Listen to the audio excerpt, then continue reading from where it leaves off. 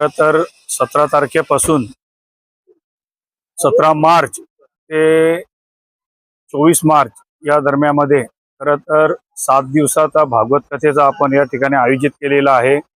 आणि 8व्या दिवशी या भागवत कथेचा काल्याचा भंडारा असेल। तरी माझ्या भिवंडीतील सर्व भाविकांना माझी विनंती आहे, या ठिकाणी भागवत कथेचा सर्वांनी इथे येऊन आनंद घेतला पाहिजे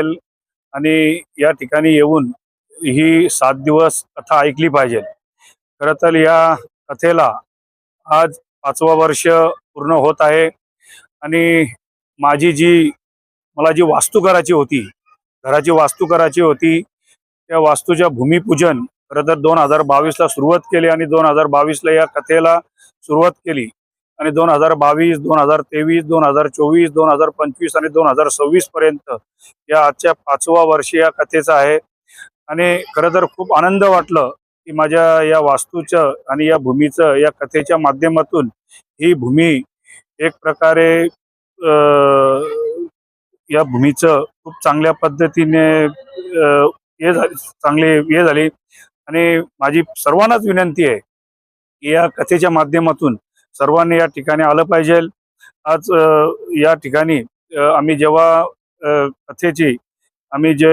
जी कथा आहे ही भागवत कथा घेऊन आज खरं तर माझ्या संपूर्ण गावामध्ये आम्ही दिंडी काढली आणि या दिंडीच्या माध्यमातून शेकडो भाविक या ठिकाणी या कथेचे या दिंडीमध्ये सहभागी झाले। खरं तर सर्व भाविकांचे मी मनापासून अभिनंदन करतो आणि ही जागा खरं तर स्वच्छ करण्यासाठी या कथेचं आम्ही आयोजन केले। स्वर्गीय मोतीराम बालू स्वर्गीय माझे वडील आहे, जे काही आमच्या घरातली माझे काकी माझी बहीण जे वाढली त्यांना दीर्घ आयुष्य लाभो आणि या घराची वास्तू शुद्ध करण्यासाठी आणि या जागेला पवित्र करण्यासाठी आम्ही ह्या 5व्या वर्षामध्ये आम्ही या भागवत कथेचं आयोजन केले आणि खरं तर जवळपास हजारो भाविक या ठिकाणी या 5 वर्षामध्ये या कथे ऐकण्यासाठी आले, म्हणजे मनापासून अभिनंदन करतो। आणि या 5वं वर्ष आहे आणि या 5व्या वर्षामध्ये माझ्या भिवंडीतील सर्व भाविक या ठिकाणी वेगवेगळ्या दिवशी येतील आणि प्रत्येकाने आल्यानंतर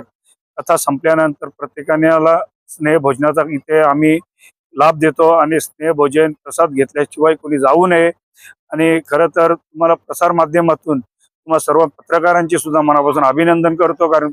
वेळोवेळी माझ्या कथेमध्ये येऊन आम्हाला आमच्या कथेमध्ये तुम्ही सुद्धा सहभागी होता आणि ही जी कथा आहे ती प्रसार करण्यासाठी तुमचा सुद्धा खूप मोलाचं योगदान आहे।